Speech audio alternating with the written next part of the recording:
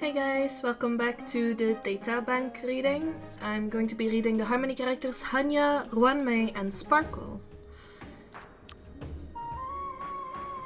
For some reason, it's loading a little bit slow, please bear with it.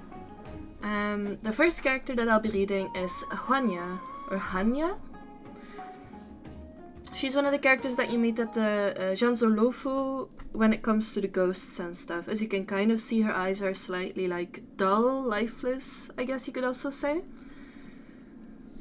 The character details are as follows. One of the judges of the Ten Lords Commission on the Lofu. She is in charge of interrogation among the 4 judges of detention, interrogation, incarceration, and punishment. She is in charge of discerning the sins of criminals and using her oracle brush to write down karmic punishments to be meted out. Since her daily work relies heavily on oneiromancy, she's been constantly struck by a tremendous influx of Mara-tainted karmic information and grown detached from worldly matters. Only when in the presence of her sister, Joie, does she reveal a glimpse of her tender nature. So you can kind of see her work is actually taking a toll on her mental. Character story part 1. The colossal coffin, resembling a desolate vessel adrift in a tempest, sways amidst the tumultuous currents of the ocean of consciousness. Waves of anger, longing, hatred, fear, and exhaustion crash upon her like colorless surges, propelling her from one turbulent realm to another. Like a drowned soul, she finally lets go of her individuality and dissolves into the boundless ocean of chaos. There was a time when she held the role of an officer in the Realm-making Commission, constantly dealing with mountains of mundane duties, yearning for a promotion. Eventually, after a sharp snap that echoed deeper in her mind, she started wandering the streets like a mindless corpse. In the next moment, burdened with immeasurable grief, she submerged her baby with birth defects in a vessel brimming with Starskiff culture medium, despite her and her husband's eager anticipation for their newborn baby. Once a cloud knight, she was ruthlessly struck down by a wolf's twisted paw, her face maimed by its sharp claws, carving a twisted smile. Whenever she smiled, the wound induced excruciating pain in the years that followed. Her divination revealed that her life teetered on the verge of oblivion. In despair, she overhauled the matrix of Prescience's calculation terminal, attempting to access its core to utilize its full power. However, the matrix's power ravaged her mind mercilessly. She smashed her meticulously crafted contraption, as well as the foreman who had intentionally made things difficult for her. At that moment, she realized she would never achieve her dream of becoming a craftsman, but what else could she do? She became every one of them, all of them. Yet at that moment, like an ink droplet descending upon her vision, an image swirled and dissipated. Beneath azure skies, undulating waves of weed surged and seethed around her. A nimble pair of hands gently crowned her head with a wreath. She allowed the foliage, leaves, and fragrant blooms to encircle her, just as the tender hands had embraced her. That familiar warmth jolts her from the deluge poised to consume everything. She realizes that she's not any of them, nor the sum of their forms. In that fleeting instant, she dwindles into a minuscule droplet within the ocean of consciousness. She recalls her name and her duty. She is a judge of the Ten Lords Commission bearing the codename Hanya. Observing her awakening, the automaton stationed beside the coffin commenced a rapid flurry of writing, its movements too swift for the naked eye to discern. The verdict of her judgment has been revealed, and the names that materialize within her dreams are transcribed onto a jade abacus token. As twilight melts into night within the delve, countless souls will bid their final farewell to the mortal realm, unaware that the precise moment of their demise had been recorded by someone within the innermost recesses of the Janzo ship, and within a few hours the woman will no longer retain any recollection of them. It seems like all of the things that were in italics are dreams of other people, and the judgment on the souls of those people are done by Hanya when she wakes up. Sounds like a really cool way of guiding the dead to the rightful place, if you get what I mean.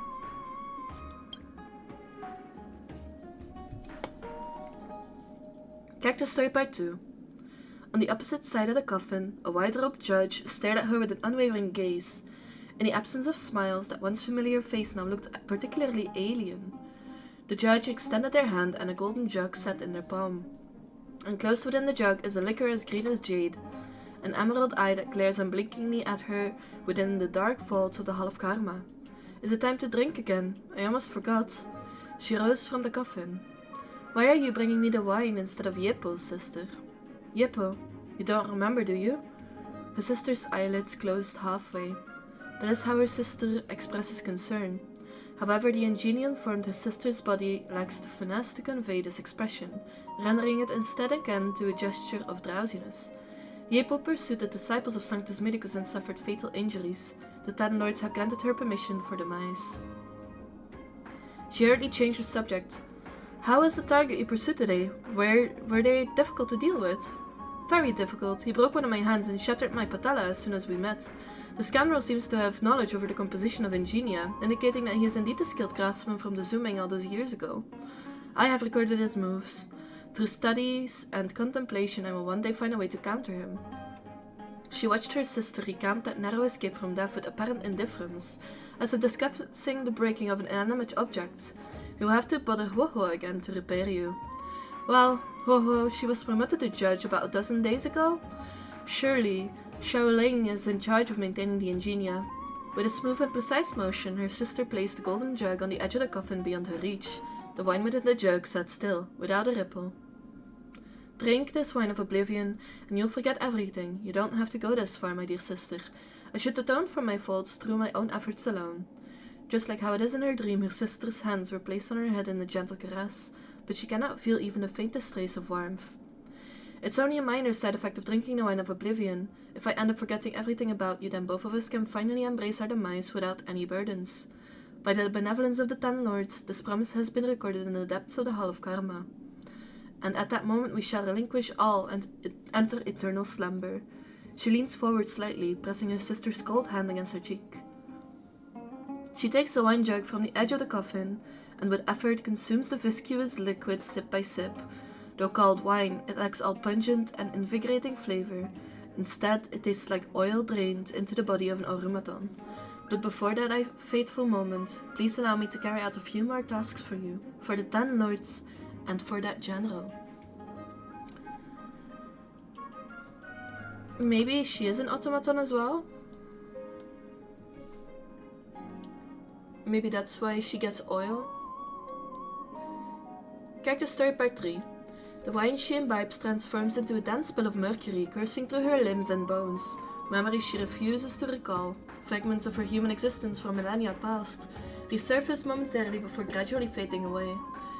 She saw the crimson star known as Rahu, suspended high amidst the clouds atop the Jiangzhou Shangjing, pulsating like a beating heart.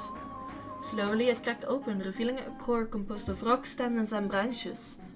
It voraciously consumed and gave birth to countless offspring, resembling a ravenous predator feasting or a mother in the verge of delivering. Beneath the nightmarish moonlight she witnessed the Foxians of the Jiangzhou Yaojing futilely maneuvering their starscapes, resembling powerless flies attempting to take down an invisible behemoth, only to be crushed and reduced to flickering sparks in the air by Borisson beast ships. A colossal walking tree approached her amid the chaos of the battlefield. Extending its myriad branches, it impaled all who stood in its path, including her comrades. As she gripped her fractured sword for a desperate struggle, she suddenly saw a smiling face blossoming upon the tree, a reflection of her sister's face. "It's me, my dear sister, don't you recognize me?" The branches and leaves rustled, and the faces of her companions sprouted like fruits from the treetops, emanating raucous laughter. "Do not succumb to death. Do not grow accustomed to it. Embrace me. Become a part of me." Flowers burst forth upon her sword, which then disintegrated into rust within a few heartbeats. Nimble branches gently crowned her head with a wreath. She allowed the foliage, leaves, and fragrant blooms to encircle her, just as the tender hands had embraced her. A colossal, blazing sword pierced through her visions, scorching away the sweet yet putrid atmosphere, almost suffocating her. A towering figure in formidable armor crashed onto the battlefield like a meteor, bellowing at the towering tree with the valor that defined its name. However, not even that valorous warrior could sever the suffocating entanglement wrought by the colossal tree. Yes, it's that dream again. That recurring dream. No matter how many draughts of the wine of oblivion she consumes, she simply cannot escape the nightmare. She gulps down the wine with visible effort, desperately, until the dream finally transforms into an enigmatic wisp of smoke. All that remains is the solitary thought of a restful slumber, bidding farewell to wakefulness. For some reason, Hanya has the longest character story parts. They are very interesting though, since they seem to be telling a story about how the Jiangsu ships were faring.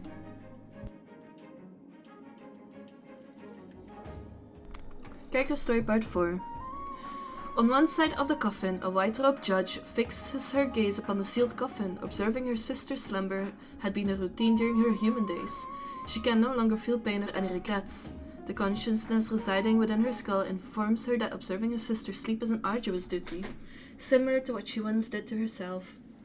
Making karmic judgments and delivering sentences are profound tasks, and such responsibilities must be exclusively entrusted to judges who have detached from the mortal world, yet remain unattuned to the emotions of people, unlike automatons. While she can discern subtle shifts in the tones of human words and detect the tightening of muscles upon sorrowful countenances, none of these can stir even the faintest ripple within her heart of forged steel, and no magic can bring her back her memories as a human. That is why her sister is needed for the Dunlord's commission. An automaton spectral envoy approaches her. A new task? The white-robed judge turns to the envoy. If you wish to remain and attend to Madame Hanya, I can ask other judges to undertake the task instead. That won't be necessary. I don't wish to disappoint her. Furthermore, I've reached an agreement with the 10 lords. For every malefactor I apprehend, I shall be granted the freedom to return to the Mortaram for half a day. She's been inside the coffin for too long, and I'd like to bestow such a chance for her to bask in the sun. Then please prepare your sacred vessels and commence the exorcism, madam. The automaton bows in deference. The white-robed judge remains emotionless as she peers into the darkness. Within her heart that no longer beats, there resides a simple aspiration that her sister will dream a tender and blissful dream, that she will dream of nimble hands gently crowning her head with a wreath. So it seems like her sister, even though she's an automaton, still cares about her.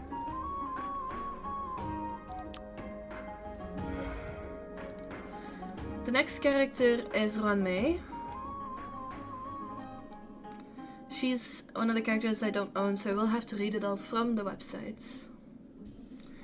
The character details go as follows. A scholar of exquisite temperament, member 81 of the illustrious Genius Society, and an expert in the field of life sciences, she earned Noah's attention with her talent and terrifying perseverance, and began her research on the origin of life in a secreted corner of the universe. Subsequently, she was invited by Herta to collaborate with Skrulum and Steven to develop the simulated universe. Privately, she revels in a traditional theater and desserts. She's also very interested in embroidery. She's also the person that created the cat cakes, which is like one of the cutest things I've seen in this game, and definitely so they could sell merch for those.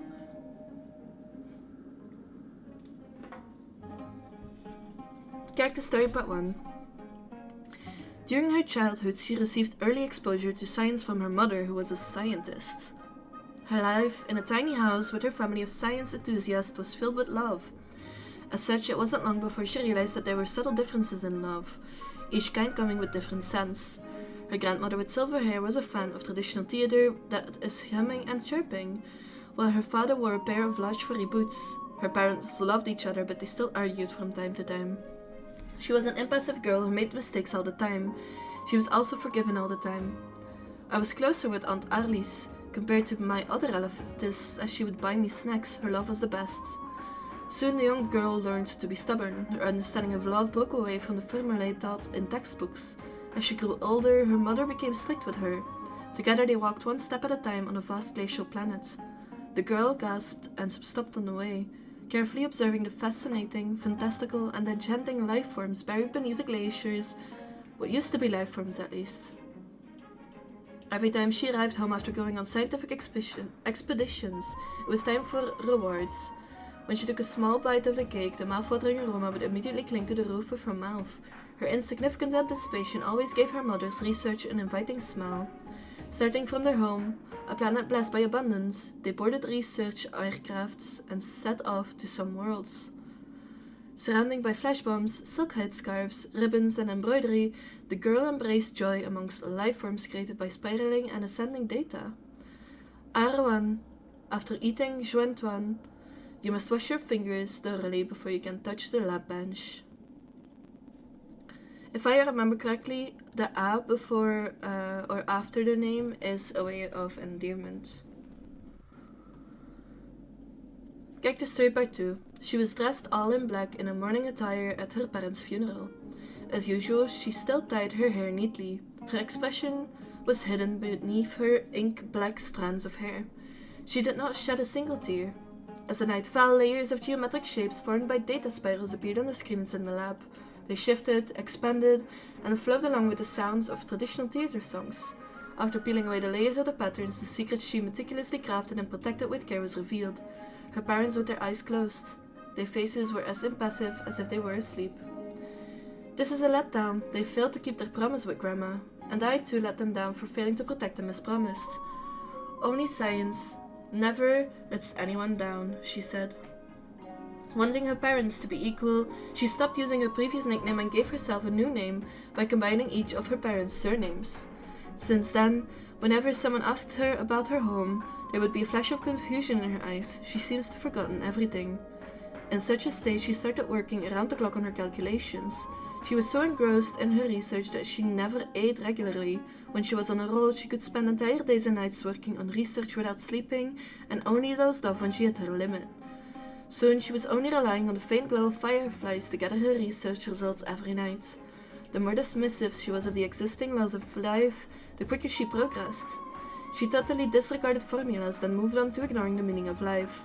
She simply observed, assessed with her hands, held the data in her palm to feel it, then proceeded to concoct new laws for species. As a result, the ferns and flowers in her lab flourished even more. They grew at a speed visible to the human sight and ultimately filled every space in the lab. In the space between the flowers and leaves lay the serene and emotionless calmness of her parents, formed by the aggregation of data. The moment her sleeping parents were about to open their eyes, by then she'd nearly destroyed the existing laws of biological evolution on the entire planet, yet she still marched on toward her goal.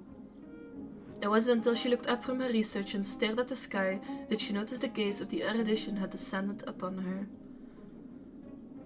Even though she's a harmony character, she caught the attention of erudition.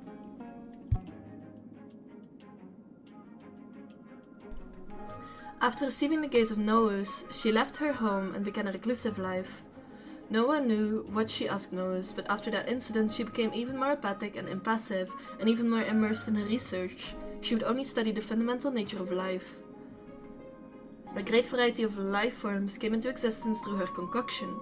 Some burning life forms became flowing flames that crept and weaved under her feet. Sometimes she felt like she was fire itself. Some fluid beings turned into liquid light that slithered around her slender wrists. Sometimes she felt like she was light itself. Some living things concocted from knowledge attempted to develop their own thoughts, sentience, and emotions. They sometimes rambunctiously cry, guffaw, or wail. All these had been fused into her body, yet she could not feel them. Life only exists for such a short time after all. They fleetingly pass from birth to death, and her research is the only constant. Occasionally, her casual research would shake the schools of biology. Her research transformed many planets, flying whales, swimming deer, fearful flowers, and trees with a vast root system. Her creations have already went beyond the scope of experience and imaginations comprehensible to organic life. She kept pushing herself for a more in-depth understanding of life just to bring herself closer to Noah's and their unforgettable glance. Aeons. What kind of beings are they? Are they also a form of life? As her groundbreaking studies rose to fame okay, so this is written weird. It says within, but it's written as within, not one word, but two words, which, if I remember correctly, is the wrong way to write it. If it's within, it needs to be one word. Within the cosmic academic community, people always try to disrupt her life as a recluse. She turned to look at the letter from the Genius Society on the desk and once again dumped it into the trash can. So, even though she has dumped many letters into the trash can, she does seem to still have taken a part in the society. The last part of her story, character story part 4. She is surrounded by an eccentric science fanatic from a small town, an inorganic life form, and a puppet girl. They indulge in afternoon tea and collaborate on research. They squabble loudly and giggle from time to time. When did she first meet them? She can't remember. Only that this was for a project. She was forced to be there, that she's certain. With leisure, she munches on the cake. She became a part of this solely for the sake of simulated aeons, which are worth her time and effort. They are worth her time, but not worth being forced to socialize. Genius society? I do not care. This is a strange, instinctive feeling that one named Herta is rather similar to me. I mean, similar on a deeper level. She's certain that she won't make another mistake. It's because she no longer trusted anyone, so she won't be let down again, and she won't let anyone else down again. What is the fundamental essence of life? Where does life end? Do the matters and answers really exist?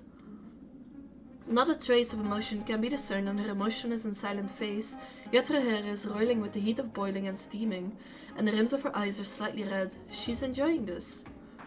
Only the word Aeon can stir her heart. Everything else in the universe is a mere distraction. How interesting. On the incubator, a life nurtured by the rice cooker popped out in perfection. The method with which life is created is miraculous. How romantic. She knows better than anyone the price one has to pay to study aeons, but she does not care. She knows. She might even become. The time is just right.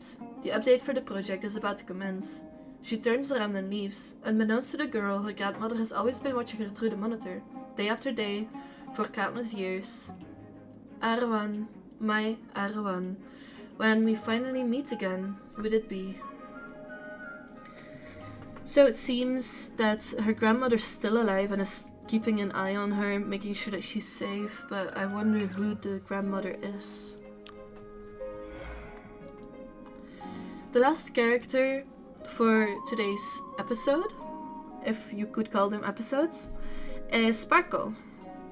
If I remember correctly, Sparkle is the one that leaves behind the little dolls that you can find in I think you meet her first in Penacony, but I'm not 100% sure. My memory might be wrong. The character details go as follows. She is a member of the Masked Fools, inscrutable and unscrupulous, a dangerous maestro of theatrics, utterly engrossed in the art of performance. Adorned with innumerable masks, she is the hero with 1,000 faces. Wealth, status, power, none of those matters to Sparkle. The only thing that can get her attention is amusement. It seems the character introduction and character details are the exact same. Character story part 1. The girl, an abandoned orphan, lived without knowledge of her origins or destination until she encountered a passing troupe. From a distance, she watched a black-haired lady with a double ponytail, gracefully moving across the stage like a fish. Despite donning various masks, they did not hinder her laughs and cries during her performance, captivating the audience even from afar. The fish leaped in front of her, then dove back down, creating ripples on the surface of the water. Gradually, she realized she was watching the performance from beneath the stage. Intrigued, she continued to watch the performances for countless days, but she remained an audience member, never stepping into the spotlight. After one of the shows ended, she went backstage where the black-haired lady handed her a mask. "Can I perform too?" "Why not?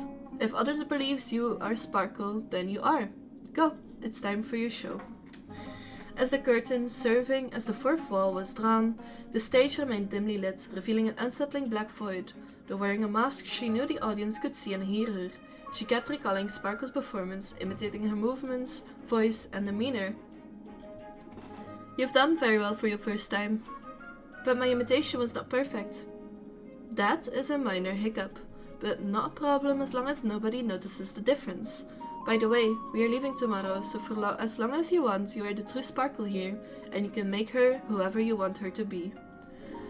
Sparkle wanted to say something, but the lady affectionately rubbed her head. "Not many people come to see us, except for you. We're just a small troupe, and we don't have grand aspirations of becoming famous in the cosmos. It brings me joy to meet someone like you who will remember an insignificant name, Sparkle." "Don't cry. You can keep this mask. Now it's yours." Sparkle nodded. "When you don this mask, you have the power to become anyone and no one.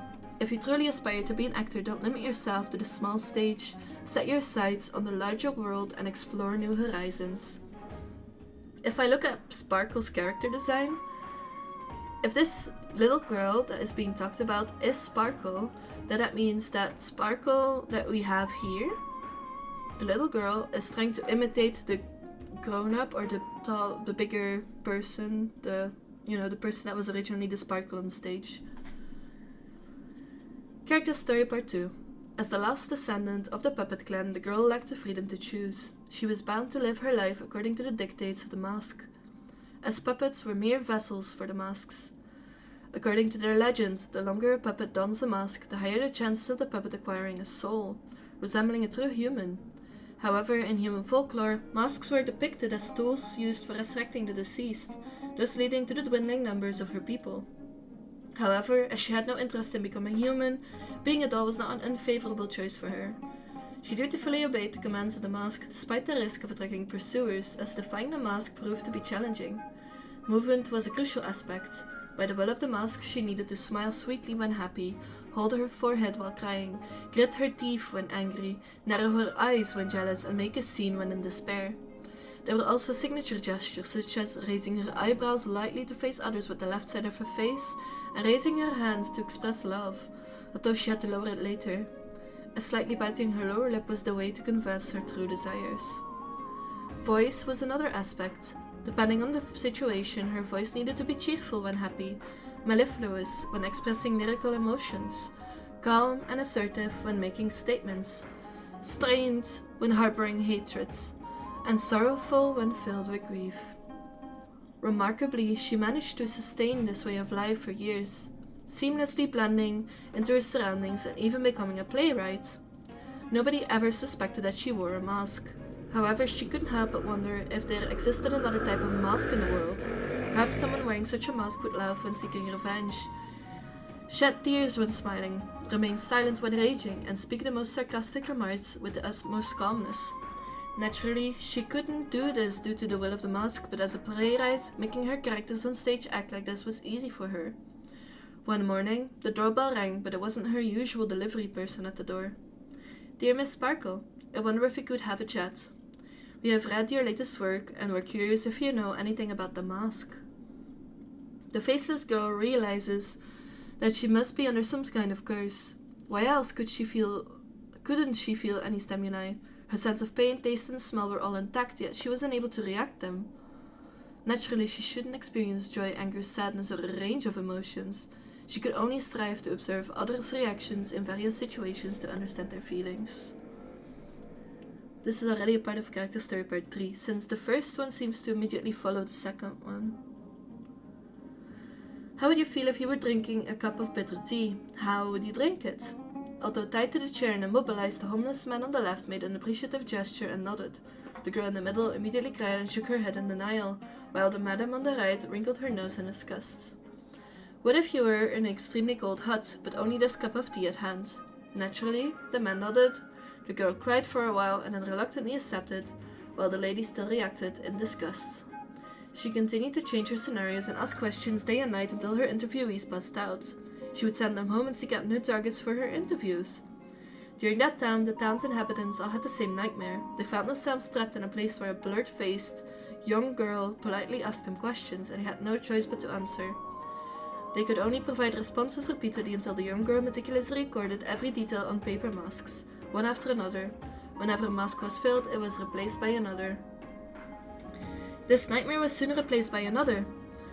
As residents claimed to see paper masks flying through the air in the middle of the night, the masks would talk to each other, faintly glowing before eventually fading out, resembling sparklers in the night sky. They appeared every night, as if they were residents living in the shadows of the town.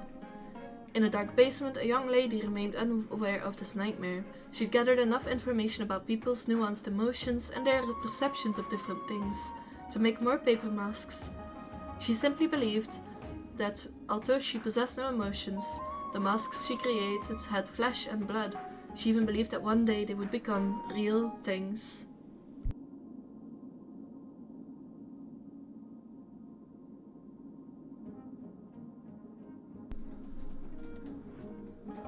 It seems that the girl seems to have lost all emotions and is trying to use the masks to convey emotions since she set herself to be a doll.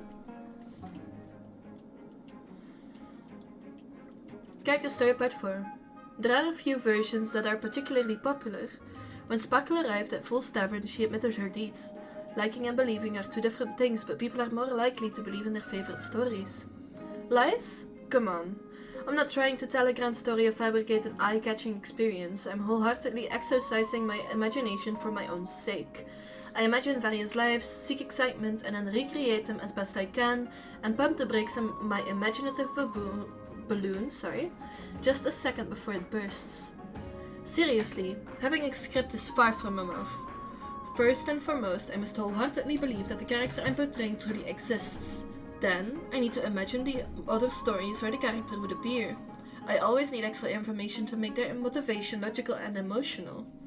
And only then will I feel I can grasp the essence of the character without being influenced by others. After all, I might encounter other fools, and I won't know what they want until I know who they are.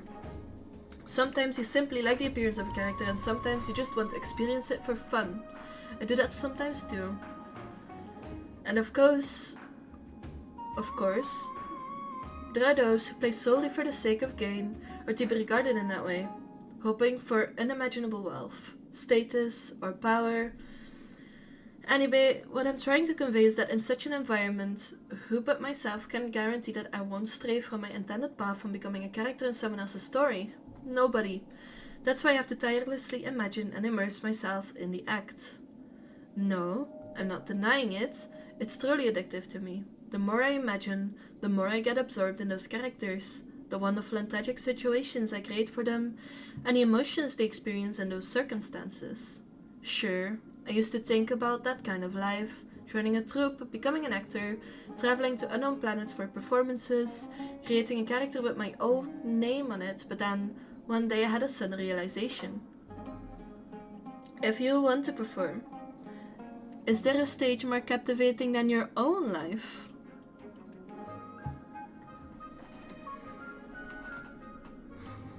It's honestly really hard to tell from these character backstories why she is the way she is, since she does cause a lot of trouble for the main character and their troupe in Penacony.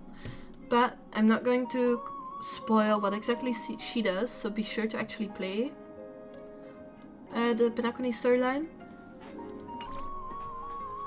As mentioned before, I will talk about Tribby and the new character that came out recently in the episode after this, so be sure to look forward to that. I will also title it.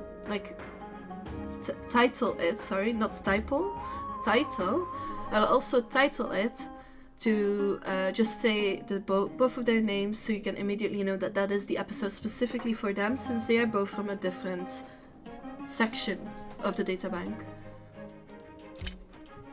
After that, we will talk about Wild Kafka and Silver Wolf.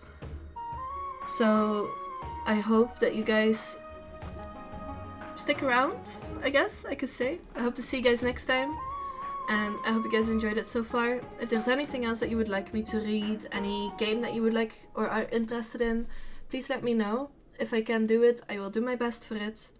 And I hope to see you guys next time.